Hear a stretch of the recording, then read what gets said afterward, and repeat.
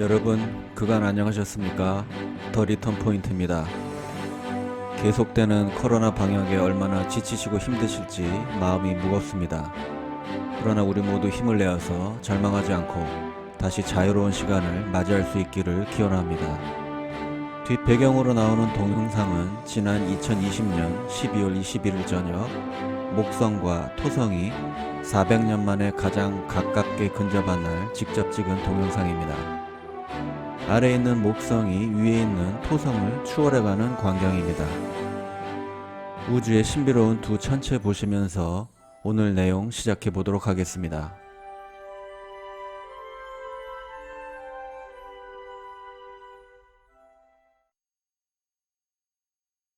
지금 밤하늘에 뭔가 매우 밝게 빛나는 비행물체를 발견했습니다. 급히 카메라를 가져와서 당황해서 줌도 제대로 못하고 있습니다. 저 물체는 도대체 뭘까요?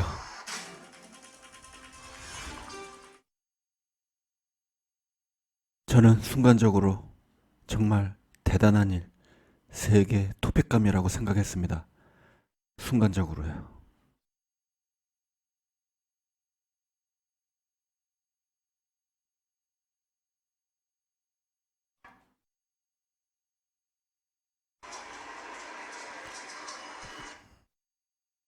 다음날 아침입니다.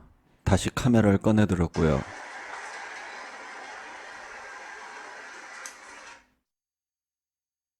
실체는 이 녀석이었습니다.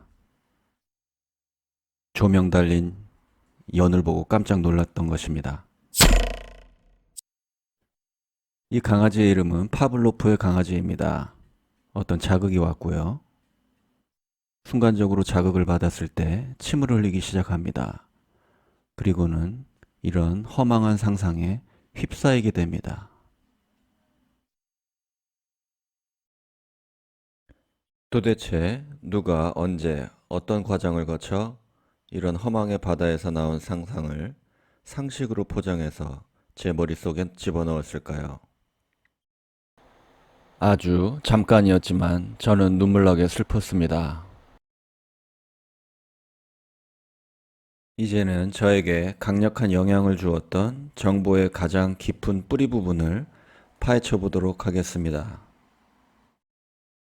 이러한 신문들, 공중파, 인터넷, 소셜 네트워크 등이 저에게 많은 정보를 제공하고요.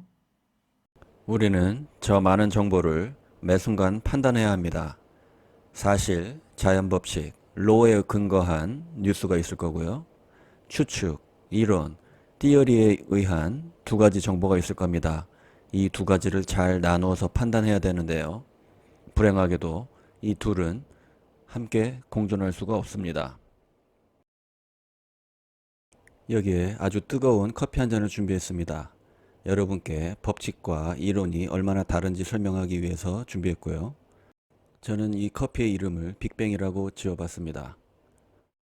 이 빅뱅의 커피에 커피 스푼을 꽂아서요. 이렇게 빨리 회전시키면 커피는 바깥쪽으로 흘러 넘치려고 할 거고요. 원심력과 관성의 법칙이 관찰됩니다. 뜨거운 커피는 주위의 온도와 같아질 때까지 점점 내려가서 차갑게 식을 거고요. 연력학 제2법칙이 관찰됩니다. 커피잔은 자체 무게가 있어서 중력으로 인해 그 자리에 있을 겁니다. 중력의 법칙이 관찰되고요.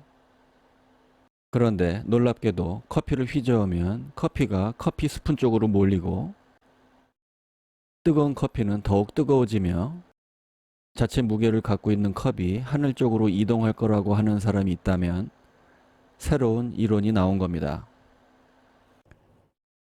약 200억 년 전에 물질들이 회전하면서 마침표보다도 더 작은 한 점으로 응집하는 일이 있었다고 합니다.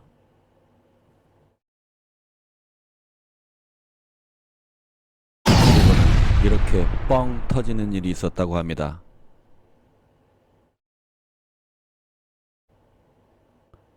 그리고는 이런 모습이었을까요? 아니면 이런 모습이었을까요?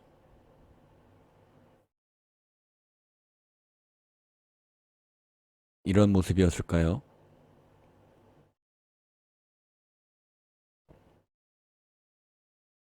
이런 모델이었을까요?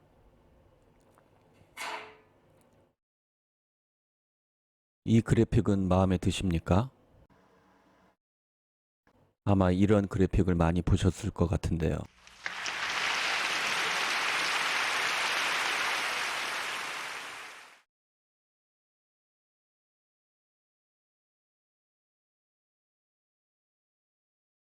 그 결과로 많은 생명과 인류가 태어나서 이런 문명을 만들었고요. 이제는 커피 한 잔을 사이에 두고 지금까지 말씀드렸던 부분을 정리하고 넘어가도록 하겠습니다. 빅뱅 이론은 초기 물질, 초기의 어마어마한 압력, 원심력은 반대로 작용한 부분, 연력학 제1법칙과 제2법칙을 위배하는 내용을 내포하고 있습니다. 빅뱅 이론은 아주 오랜 시간 10의 17승초 동안 어떤 일이 우연히 일어났다고 설명하고 있습니다. 그러면 이 빅뱅 이론이 정말 실현 가능한지 수학적으로 한번 따져보도록 하겠습니다. 어떤 것이 폭발했을 때 그 산물로 이러한 동그란 공 모양의 파편이 나올 수 있는 확률은 어느 정도가 될까요? 이 톱니바퀴들은 빅뱅으로 인해서 생성된 최초 물질이라고 생각해 보겠습니다. 초기 물질들이 잘 만나서 기능을 해야 될 텐데 잘 만나지 못하고 있습니다. 그런데 이 부품들은 다행히 우연하게 스스로 조립이 되고 있습니다.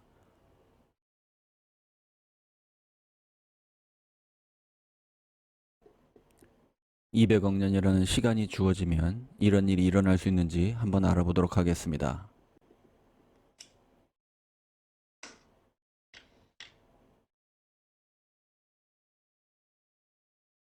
빅뱅 이론은 200억 년 전, 수학적으로 10의 17승초 전의 일을 설명하는 이론입니다.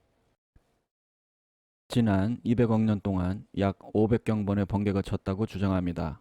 수학적으로 10의 18승번입니다. 그런데 이 숫자들을 자세히 살펴보시면 매 1초당 단 한 번 정도의 번개가 친 것밖에 안 됩니다. 그래서 저는 미국이 보유한 슈퍼컴퓨터 서밋의 연산 속도 1초당 10의 17승번의 빈도로 번개가 쳤다고 가정해서 계산해 보도록 하겠습니다.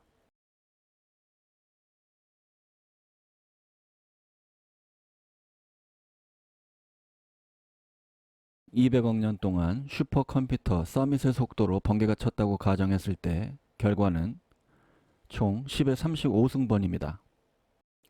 여기 작은 0이 하나 있습니다. 수학적인 0이고요. 1편과 2편에서 말씀드렸듯이 수학적인 0은 10의 마이너스 50승입니다. 그래서 이 둘을 계산해 보면 10의 15승 차이가 납니다. 200억 년의 긴 시간에도 불구하고 어떤 일이 단 한 번 일어나기도 어렵다는 결론에 이르게 됩니다. 그런데 제가 이렇게 말씀드리면 밀러의 실험이 있지 않았냐고 반박하시는 분이 계실 텐데 오늘은 시간 제약상 도저히 안 될 것 같고요. 다음 편에 다시 다루도록 하겠습니다. 빅뱅이라는 용어의 기원은 프레드 포일이라는 과학자가 라디오 토크쇼에서 비아냥대는 투로 뭔가 뻥 터졌구나 라고 말한 데서 기원했다고 합니다. 이런 어마어마한 추측을 너무 관대하게 받아들인 것은 아닌지 모르겠습니다. 우리의 생각의 잣대가 매스미디어로 인해서 이러한 과정을 거친 것은 아닌지 모르겠습니다.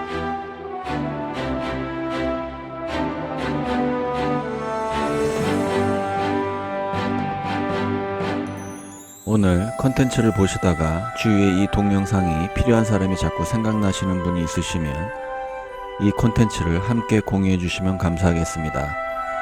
오늘 준비한 내용은 여기까지입니다. 더 리턴 포인트였습니다. 감사합니다.